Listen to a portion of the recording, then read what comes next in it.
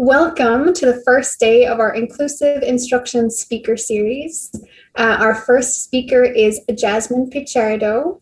And so she is joining us from the training and education part of the Office of Diversity Inclusion for main UMD campus. So thank you so much for joining us, Jazmin. I'm going to turn everything over to Jazmin in just a minute, but I also want to introduce Dr. Snyder. So many of you know Jeanette from Smith's Diversity Office and her work at the undergrads as well. And so she's going to do a little bit of level setting for the session before we dive into Jazmin's presentation. Thank you so much. Good morning, everyone, and thank you all for being here on a Monday morning. As Dr. Renzi said, my name is Jeanette Snyder, and I'm very excited to be here to learn from incredible colleagues, and also super excited that we're learning from folks who are just in our backyard, right? They are our Maryland community. So just so happy to be here. As a reminder, everyone is on mute with the ability to unmute themselves when appropriate. This work is particularly important and it requires participation. So we welcome you to use the chat feature while the speaker is speaking. The chat feature will be monitored, so please use it. Use the functionality to communicate respectfully with our speakers, to each other by asking questions, providing comments, encouragement. If you hear something that you really agree with, feel free to summarize that and throw that in the chat for everyone. And also to providing resources. We'll capture all of those resources and put them together for all of the participants. So video links, articles that you think are appropriate, we really welcome you to share those resources with everyone. You're also welcome to private message Carrie, myself, or Darren, if you have anything that you'd like for us to communicate, but you want that to remain anonymous. So please don't hesitate to message us privately. And lastly, to ensure that you see our wonderful speaker today, Jazmin, we invite you to turn on the speaker view, which is at the top right-hand corner of your Zoom screen. And we're just super happy, again, to have you all here this morning. We look forward to a week of learning, to a week of growing, and to taking necessary steps to ensure that Smith is both an inclusive and anti-racist organization for our students and our colleagues. So that is all from my side. Dr. Renzi, anything else before we get started? No, take it away, Jazmin. All right. Okay, well, thank you so much to both of you, Jeanette and Darian, for that ground setting. I'm really excited to be with folks this morning. Today's session, I'm not sure if the slides are on screen yet. I can only see beautiful faces. Thank you. Today's session is titled Addressing Institutional Racism Through Building Community in the Classroom. A little bit about myself. My name is Jazmin Pichardo. My pronouns are she, her, ella, and I'm Assistant Director of Diversity Training and Education in our Office of Diversity and Inclusion. For folks who may not be familiar with our DTE unit, we are the primary unit on campus tasked with providing opportunities for learning, exploration, and growth around social identity, power, and conflict. This means that all of our efforts really focus on inviting our community to explore their dominant and marginalized identities and experiences, the ways that social power operate and operations in our relationships and systems, and how do we thrive in a diverse community.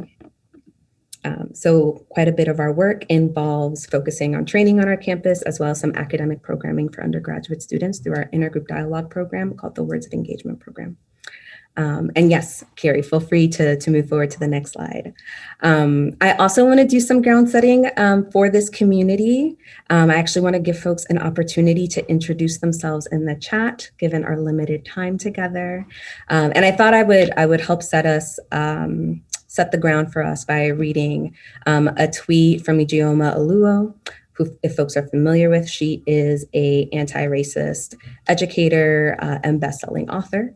And in a recent tweet, she wrote, "The beauty of anti-racism is that you don't have to pretend to be free of racism to be an anti-racist. Anti-racism is the commitment to fight racism wherever you find it, including in yourself. And it's the only way forward." And so I want to invite folks to share their names, your pronouns, if you feel comfortable, the discipline or department that you're in, and what brought you here today. And be as honest and authentic as possible, given the grounding that Jeanette Darian, and myself have put forward for what we anticipate will come in the next week. I will share, I failed to model, right? That what brings me here is my commitment to my own liberation from racism and systems of oppression, and a desire to build community with folks who are just as invested across racial identities. So I see some things are popping up. Okay. Seeking to create an inclusive classroom and instructional environment. Want to be more sensitive to students' needs.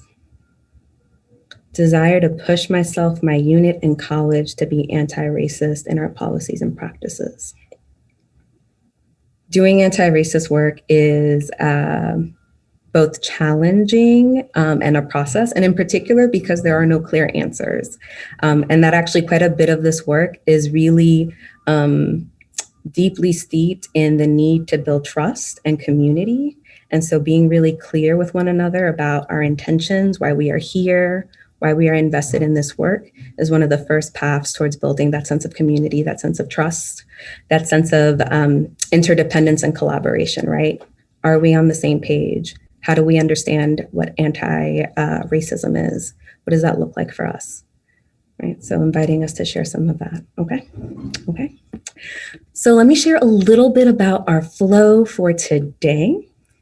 I'm gonna share some requests with the group, some foundational concepts that will hopefully not only carry you through today's session, but through the sessions you have throughout the remainder of the week.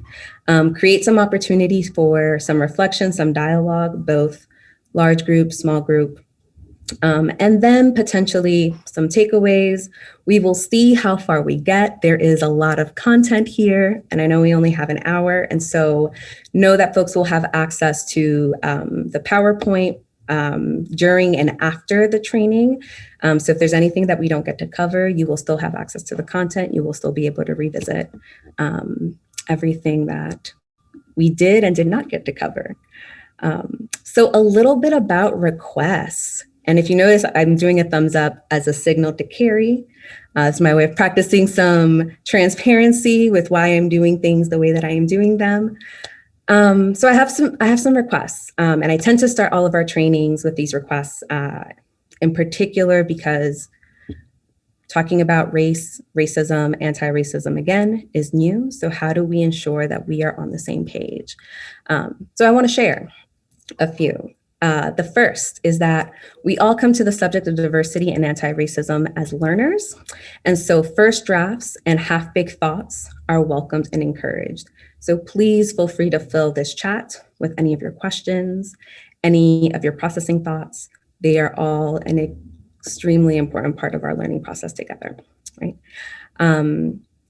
There may be content and perspectives shared by your peers and in this presentation that are different from your own, and that you may disagree with. In those moments, I want to invite folks to be curious, to ask yourself questions, to listen to understand both yourself and others, that the new insights that can come from listening to other people share their experiences, their emotions, their trains of thought, can help reveal for yourself something about your worldviews, your values, or even some assumptions that you maybe weren't aware of. That because we are all in the process of learning and unlearning, we are bound to make mistakes. We are in uncharted territory. If we had the answers for how to end racism, we would have done that. But instead, we are in a process of co-creating and co-developing those answers. And so making mistakes is going to be a part of that process. So in those moments, we may default to want to focus on our intentions, our intention not to cause harm, our intention not to offend. I want to invite us as a community to, yes, hold those intentions, and to also hold the impact of our words, of our actions, that both of those are actually quite important for this process. That power is always at play, and as a result, because of our identities, risk looks different for each of us. For example, because of queerphobia, one might not feel safe sharing certain experiences. So we're going to try to build a space where we can all share and be vulnerable, and we need to hold that that's not always possible in all spaces. And so I want to invite folks to share what you feel ready to share with the group, to lean past your comfort zone if that feels safe, if that feels like a brave next step for you. Because when we do lean into that discomfort, that is where deep learning or the magic can happen. And then a little note on discretion, which is we're going to be in small groups. People are going to share stories with us that they may not be comfortable sharing elsewhere. And so know that it is a gift when someone shares an experience with you personally. So please take the lesson and leave the stories. And as was shared earlier, the processing and the breakout groups will not be recorded, only the content, so that folks feel like they can speak with some sense of privacy, and that the experiences shared will stay with the people present. And that this conversation, lastly, is the beginning or a sample of an ongoing process. And so you will likely leave with more questions than answers. I hope that is the case. I hope that you leave with a lack of closure, and that serves as an incentive to continue to have these conversations elsewhere and with one another. So a little bit about assumptions for this presentation. Talking about racism is a really large concept, and so there is no way to start at the beginning. So we're going to start somewhere in the middle with some assumptions. And so an assumption in this presentation is that, one, racism exists, and that because of our national history, like the ways that we came to possess this land, the people who worked this land, how this country built and maintained its wealth, racism is embedded in every aspect of our society. It's in the air we breathe, and no one is immune to it.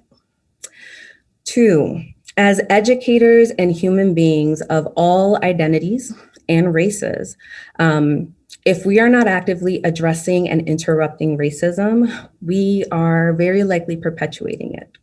And this is a big statement, and quite complex. But something that I will share is that at times when white educators are attempting to address racism, white educators can actually end up perpetuating it, particularly if you are approaching racism or anti-racism from a perspective of not acknowledging identity, or a colorblind approach that ignores the different experiences and needs of students, or if you believe that you know what is best for historically underrepresented groups and what they need to succeed without actually engaging them in the process. On the flip side, for folks of color, for Black folks, particularly as educators in positions of power and authority, we can also perpetuate racism if we're acting from a place where we've internalized racist ideas. And this looks like having higher expectations for Black and Latinx students than their white or Asian peers, because we believe that, as Black folks, we have to work twice, we have to be twice as good to get half as far, right? So that we are setting higher expectations for our students of color, particularly Black and Latinx students, to prepare them for the real world. On the flip side, it can also look like non-Black educators of color thinking that diversity means having a variety of students present, but then we don't have any Black students present, right? So particular emphasis on anti-Black racism. That can look like having a diverse group of TAs that have been recruited and not a single one happens to be Black, right? That becomes anti-Blackness through absence. And I'm keeping track just to make sure I don't see any questions so far. It's good to hear. Three, which tends to be a bit of a contradiction. I am naming this up front. That part of doing anti-racist work means paying attention to identity, demographic markers, right? Like race, gender, class, ability, and identifying patterns of exclusion or inequitable outcomes, right? That is an essential starting point. And at the same time, we need to acknowledge the profound diversity of identity and experiences among people of color and Black folks. And so this means that while we're also trying to pay attention to group identity, we also want to hold and challenge any narratives that try to present this monolithic experience of what it means to be a person of color, what it means to be Black. That looks like only talking about race in terms of Black and white. It can look like thinking that white people, white students don't have a race, and that their experiences are universal or universally true. It can look like saying we're talking about Latinx students when we really mean we're only talking about Mexican American students. It can look like only thinking about the Asian American experience as this one monolithic racial experience and not thinking about the diversity within the Asian American and Pacific Islander community. So we want to be holding both of those nuances, right? That yes, there are some group dynamics and that people are also individuals, and that these racial identities are intersecting and are nuanced across experiences, so that we're also paying attention to things like colorism and how that intersects with race, right? Whether someone is light skinned or of darker complexion, gender, or how minoritized identities can intersect with ability status, citizenship, right? That all of those nuances also complicate what students' experiences are. A question about Latinx students, please define it. I hear that Hispanics in the US consider themselves white, according to the Wall Street Journal. So the Latinx experience in this country is quite complicated. On one hand, there is a tension between Hispanic and Latinx. Hispanic and Latinx is not a race. Technically, according to the census, it is an ethnicity. It used to be considered a race on the census. What has happened is that our understanding of Latinx experiences has evolved. And so we now realize that Latinx folks come in a variety of phenotypes and races. So we can have Black Latinx, Asian Latinx, white Latinx, and Indigenous Latinx. There is currently a conversation about Latinx who are white and white passing, and what does that mean? And whether, and it's actually also part of why there's a huge conversation around colorism within the Latinx community. Dastidar, please correct me if I'm mispronouncing your name, but does that help answer your question? And feel free to put that in the chat or to unmute. Yes, that does answer. Thank you. But maybe it's just best to treat them all as individuals and forget wherever they come from, right? And then you're not in the hole of whatever hole it is. So I want to offer this as a both and, right? On the one hand, in your classrooms, when you are engaging your students, absolutely treat your students as individuals, especially when you're talking to them specifically about their work. And on the other hand, you also want to hold what group dynamics might be happening in your classroom, so that if you are noticing that your like international students may be underperforming in a particular unit, right? That is a red flag that something's going on, right? If you notice that the women in your classroom tend to be more silent or haven't been as active in some collaborative projects, right? That is something to take note of. So you want to be able to hold both, that in the classroom, when you're thinking about all of your students, you want to be paying attention to identity and race and gender and how those things are playing out. And that when you're engaging with your student one-on-one, you also want to hold that they are an individual with their own experiences. So it's the both and that can be a little bit challenging, because I'm basically contradicting myself and I'm telling you that it is important to hold that contradiction. Okay. And lastly, that to be anti-racist is to recognize the ways that we have internalized racist ideas and to then challenge them. And this is an idea from Ibrahim Kendi from How to Be an Anti-Racist.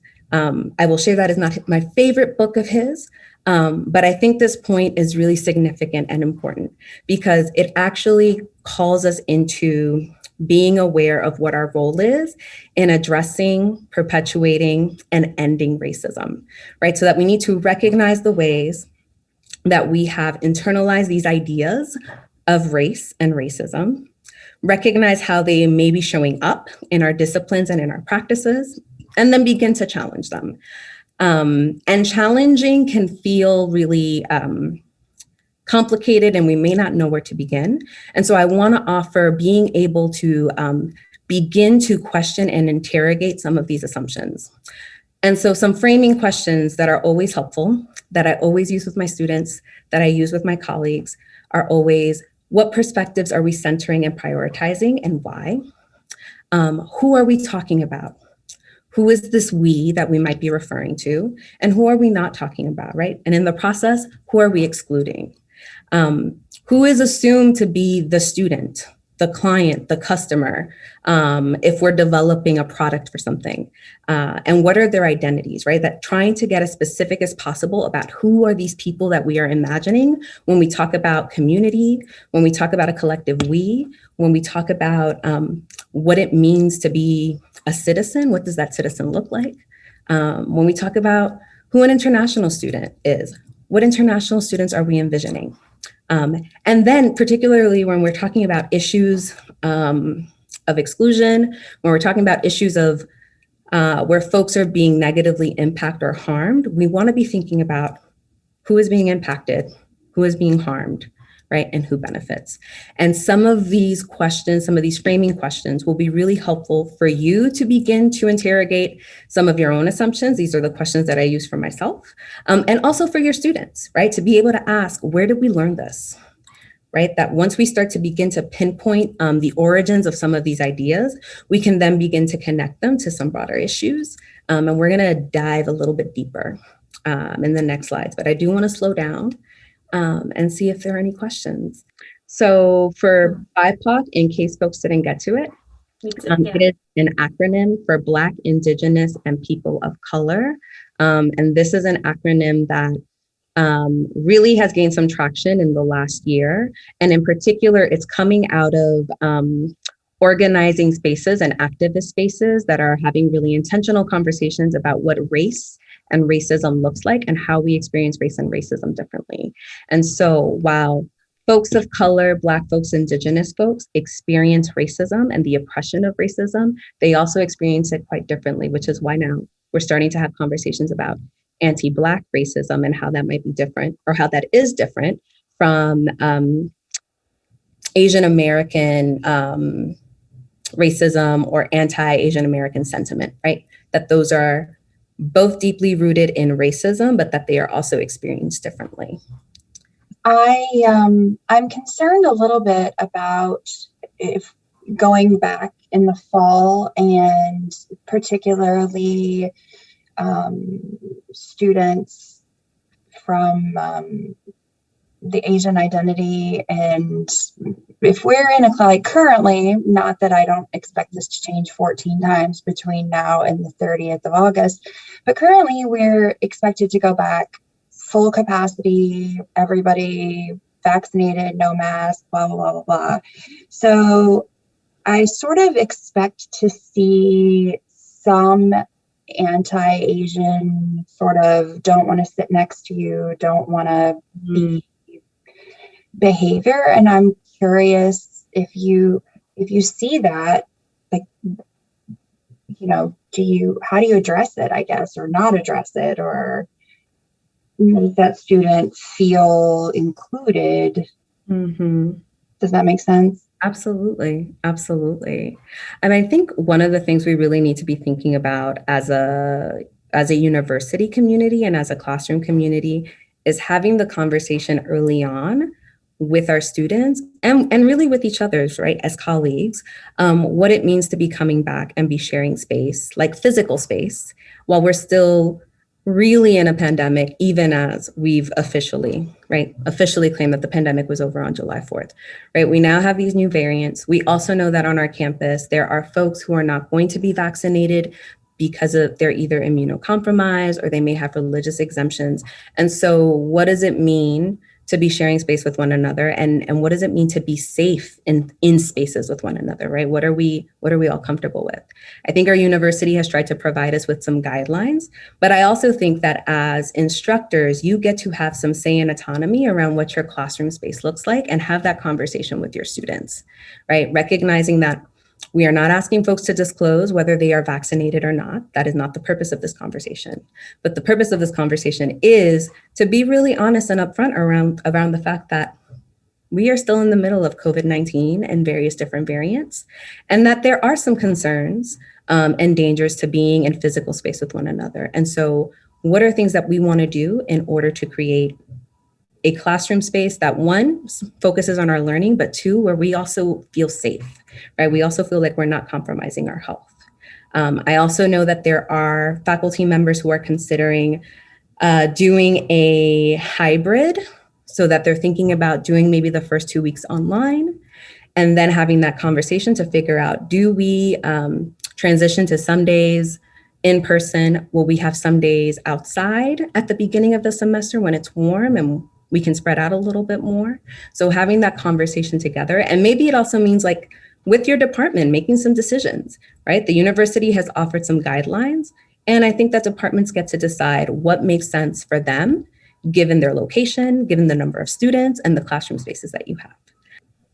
Jazmin, we got an excellent question from Protiti. So she asked, how would you address a student if you think they don't want to sit next to someone? Are we not making an assumption there, and would we not offend them? How do you navigate that conversation? So a conversation like that, I would always pull the student to the side just to check in one-on-one. And rather than making assumptions that the student doesn't want to sit next to a particular student, I would ask a general question about how are you feeling in terms of your safety and health in this classroom? And starting from there, right? You never want to start from a place of assuming or making an accusation, but really asking, how are you doing? What is your comfort level? I'm noticing that you're keeping your distance in class. And if you notice that it's around a particular student or a particular race or group of students, right? Then you get to say, I've noticed you've been keeping your distance from our Asian students in the classroom, right? And being very candid, right? I know that this past year, there have been a lot of assumptions and claims about this being, Trump called it the Hong Kong virus, right? The China virus, right? That there have been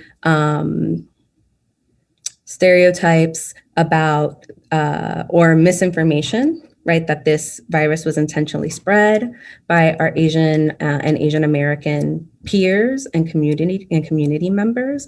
And so we need to have a conversation about what it means to not project those assumptions and those stereotypes onto your classmates, right? And especially if you have the conversation early on around safety, you can begin to circumvent that. And you can also bring the student back to that initial conversation. Like, we had a conversation around safety and what it means to be safe in this classroom, what we've all agreed to.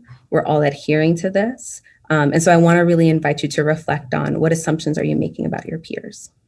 Nicole had shared a few minutes ago, per your question on the slide, that she finds that her students make assumptions about customers being able-bodied, full-time college students, and not those who might struggle with health issues, work full-time, or be outside of the typical ages of college students. So that was a good answer. Yeah, thank you for that. Thank you for that, right? And if I can ask the group, what is the potential, we can say harm, but we can also say, like, what's the potential, what could we potentially miss if that's the assumption that we're making, right? If the assumptions that we're making is that everyone is a student of average student age, everyone is able-bodied, everyone is coming from a middle-class background, I think that was another thing. How could that impact, like, the products we create, the marketing that we create, right? How does that impact, like, who we leave out? I'll allow folks to think about that. And I want to offer, right, that if we are only producing or creating with one particular group in mind, right? We then know that we end up missing people's needs, makes the higher education system. Yes, right, that it prioritizes higher education for a particular group and a particular demographic. And it is how we end up with our some of our current issues on our campus where we're not equipped to meet the needs of all of our students, right? Because we're making assumptions of who these students are. The one that I often see is that on our campus, I'm beginning to see the shift, but historically, we've always thought about first-gen low-income students as being students of color, right? And we're finally having a conversation around first-gen low-income students are also white students, and they're coming from rural areas and not necessarily urban spaces. And so what does that mean for what educational resources they had access to in their rural community, and what resources might they need that are different from those of our urban low-income first-gen students? Yes, first-gen white student here. Thank you, Nicole. Thank you. So I want to jump in. Let's see how far we get. I want to jump in back into the presentation because I think we could spend a lot of time asking these questions, and I want to make sure to give folks some tools, maybe some principles. I might need to speed through some things, so let's see what happens. But I do want to provide folks with at least a working definition of racism that we've been using in our office and in our anti-racist teach-ins.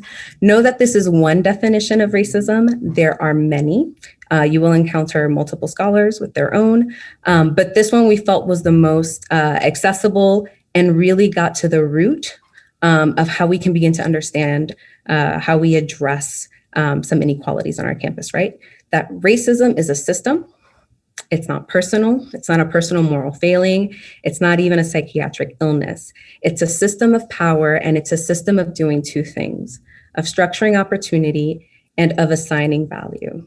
And it does those things based upon so-called race, based on the social interpretation of how we look. And this is coming from Dr. Kamara Jones, who's the past president of the American Public Health Association.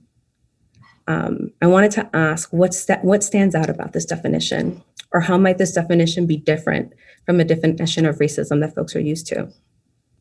It's a system, so as opposed to a single thing, which means that it would sure take a lot to undo it. Yes, it is definitely pushing us to expand our definition of racism, right? We often tend to think of racism as quite individual and really focused on individual acts of discrimination. We can actually move to the next slide, Carrie. I think this might be helpful for folks. I'll explain this diagram, but often we stick to thinking about racism as really interpersonal, right? That they're the day-to-day practices of how people treat one another, often discrimination, often microaggressions or assault or hate bias incidents on our campus. And when we think about racism in that way, we end up focusing on the individual and thinking about whether they are a good person or a bad person because of their actions or behaviors, right? What this definition is inviting us to do is to think about racism as a system, and in particular, a system of power. I want to focus a little bit on power because the way that we are talking about power right now assumes that power is always power over another person, right? That power is always exerting your influence and your interest over another person. And that can look on the interpersonal level, right? That can look like discrimination, that can look like exclusion, that can look like the microaggression, the hate bias incident, right? That's power over. You are exerting your power over another person. But we can also expand this notion of power over to the institutional level, right? Where we recognize that institutions function to reproduce inequalities through their practices, organizational policies, and protocols, and that it's actually not necessarily even about intent anymore. When we start beginning to think about institutional racism and institutional power, we're actually thinking about outcomes, right? So we're moving away from the intention to harm, and we're moving into what is the outcome or the result of these policies and practices, right? Who is being impacted and how?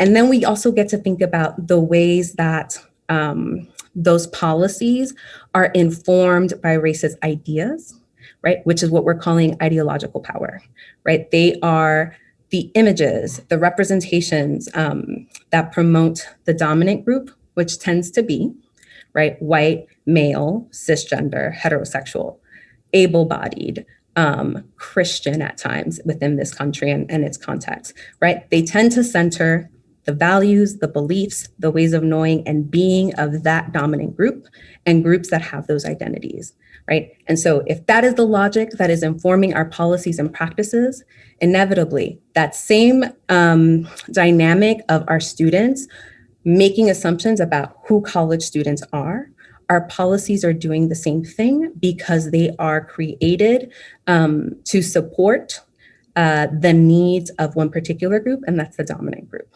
right? And the internalized power, right, becomes that you then internalize and believe that this is the only way of being, right?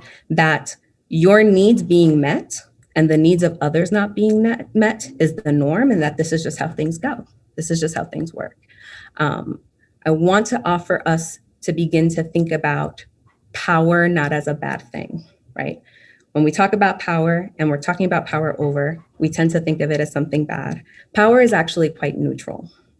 Power can be used toward oppressive ends or to promote justice. It's really about how we use it and what the outcomes are.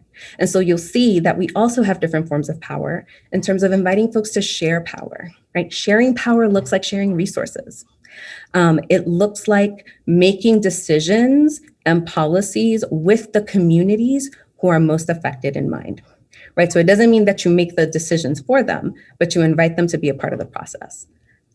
I want to invite folks to think about what this could look like, the sharing of power could look like on our own campus, or even within your own classrooms, right? I can think about some institutional power, some sharing of institutional power can look like a faculty member sharing a particular academic opportunity with a select group of students, right? That becomes you're sharing some institutional knowledge with your students. We can expand that even further. What happens if we share that institutional knowledge and information with all students, right? Making all resources available. And Jazmin, I think, so Dr. Coomber is bringing up, I think, mainly around the hiring process. So when we talk about job opportunities, making sure that we are being very transparent, vocal, open about the fact that we do have an issue with hiring diverse faculty and being, not being unapologetic about that assertion when these conversations are happening. So thank you, Dr. Coomber, for that. Yeah, thank you for tracking that. Thank you for tracking that. And yes, absolutely, right? That part of that is being really honest and outspoken about what the realities are within our college, our department, and our institution, right? Where do we struggle? We'll tend to focus, because power is really invested in protecting itself, we will tend to focus on the good that we are doing.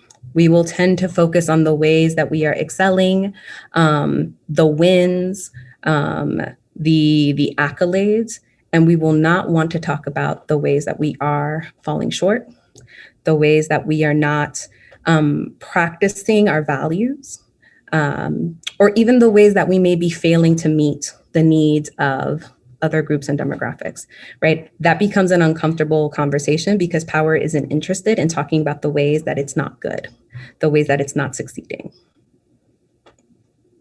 Okay. And so while we tend to talk a lot about racism and who's impacted by racism, and particularly who is harmed by racism, often in our conversations about institutional racism, or racism as a whole, is naming explicitly who benefits, right? And I will put an asterisk next to who benefits because we're really talking about who materially benefits from racism.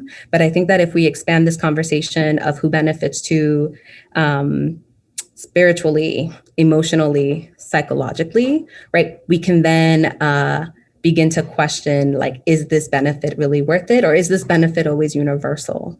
And so we know that if racism is a system that is created to assign value based on race, right? And people of color and Black people are negatively racialized, right? So they are harmed by racism, then the group that is positively racialized and who benefits materially from racism are white people. And that becomes, that is a product of white supremacy culture, right? And white supremacy is the idea that white people's ways of knowing and being, their values, their beliefs, their customs, their actions are superior to those of people of color, Black and Indigenous folks, right? Part of culture is that you're like a fish in water, right? It is steeped in everything that we do. We are breathing it in and we don't even realize it. And so I particularly want to draw our attention to the diagram of this pyramid and overt forms of white supremacy, right? The forms that we are really, really familiar with, that we recognize are unacceptable, right? The neo-Nazis, the KKK, the physical acts of violence. And that tends to be our definition for white supremacy, right? Is that it's these extreme forms. What this graph is inviting us to think about is what are some of the covert or the socially acceptable ways that white supremacy can play out. And you will see, right, that underneath this pyramid, right, we have lots of things that are accepted, right? We have discriminatory lending. We have English-only initiatives, anti-immigration policies, huge conversation and debate right now, and they are still legal, right? They are sanctioned by our society.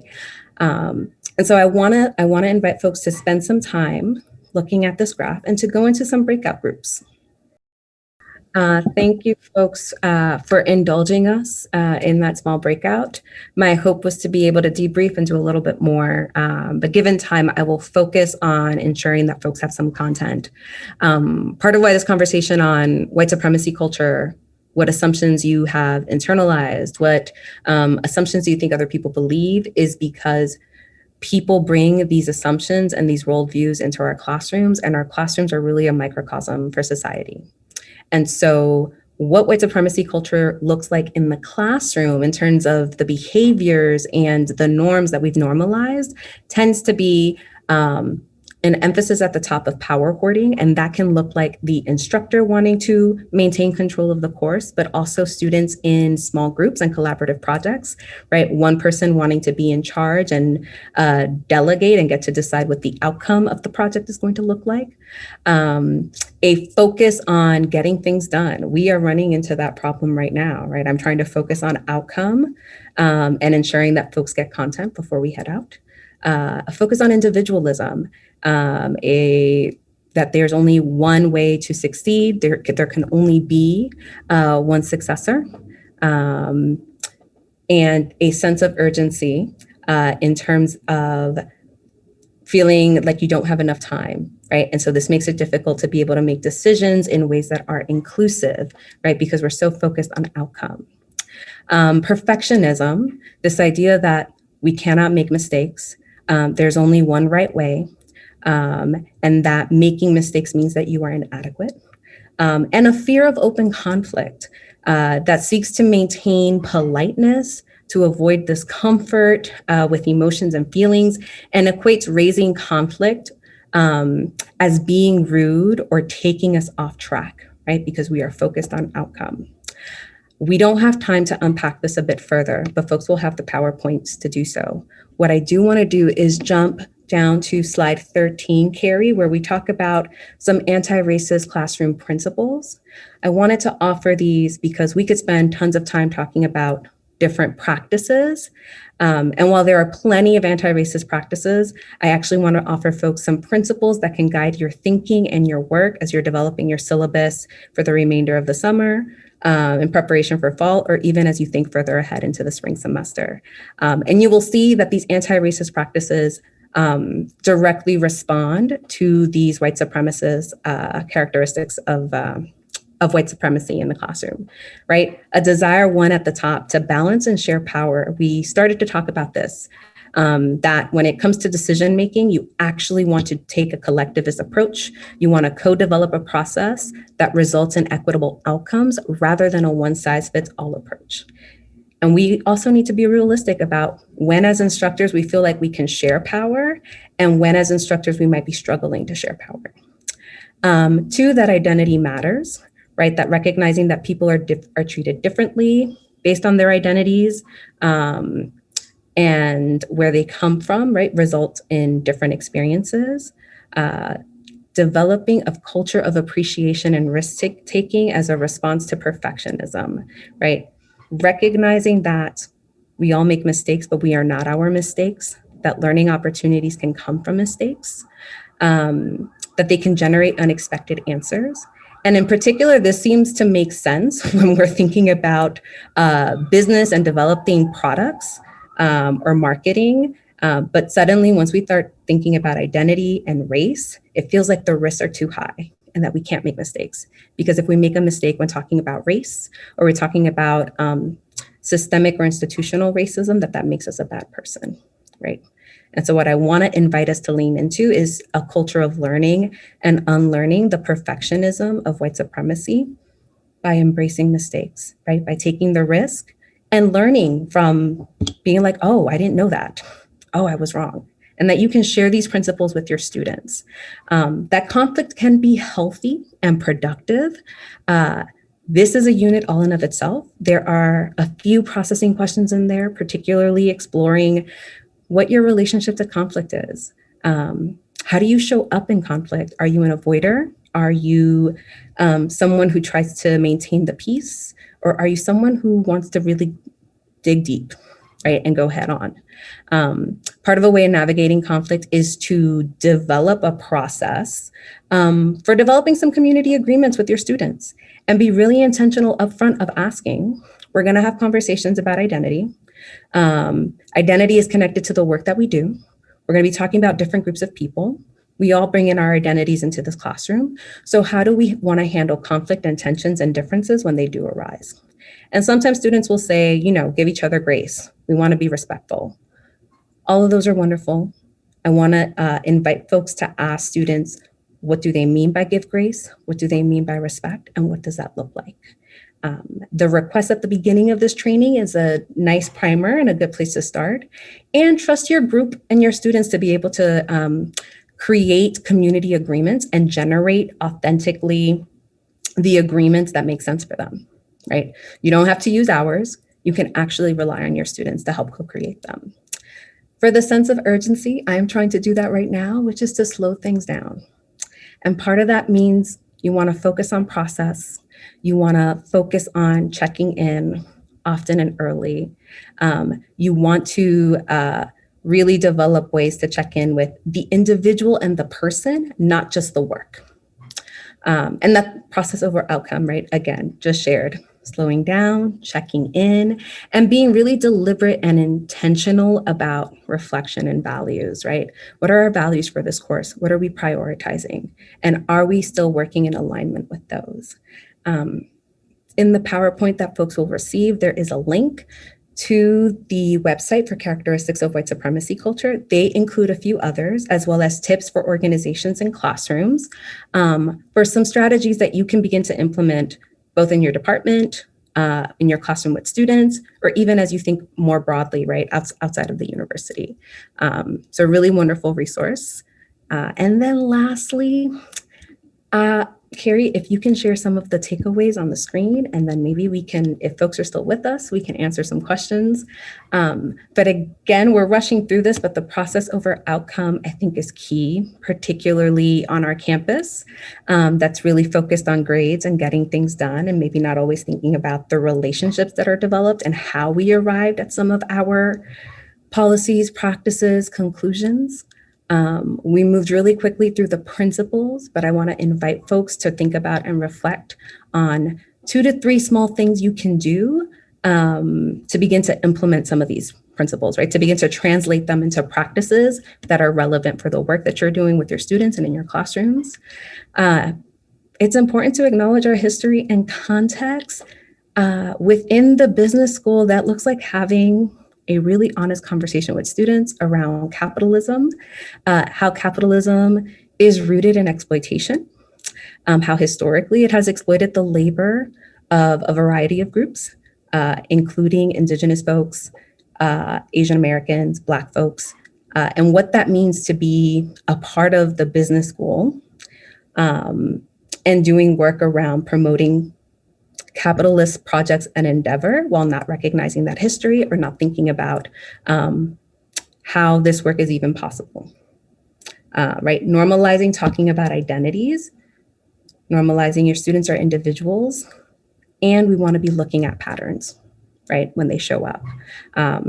We skip through the dynamics of the status quo, but I have included some notes that can explain a little bit more about what those dynamics are so that folks can refer to them later on. And lastly, I want to offer developing accountability groups. This is the beginning of a conversation, not the end. On our campus, that has looked like this past year, folks participated in our anti-racist learning communities, where folks engaged in conversations about racism, anti-racism, and what that looks like in practice on our campus. That can look like developing affinity groups. And affinity groups are what we did earlier, right? Where you are maybe with folks who share your identities and y'all are having intentional conversations about race and racism. And you can also do some mixed group affinity groups as well, right? But I want to offer both because they're both important. They do different work. In affinity spaces, with people who share our identities, it makes it possible for us to maybe have more honest or transparent conversations than we would in mixed group, because we feel like we don't say those things in mixed company, right? So recognizing that there is work we need to do both separately and together. And I think that might be it. And I'm 8 minutes over, but thank you so much for giving me those extra 8 minutes. And for those of you who are still here, if you have questions, I have some additional time. This hour went by quite quickly. And I know we've only touched the surface, but I hope I'm leaving folks with lots of concepts and content that folks can apply in some different ways.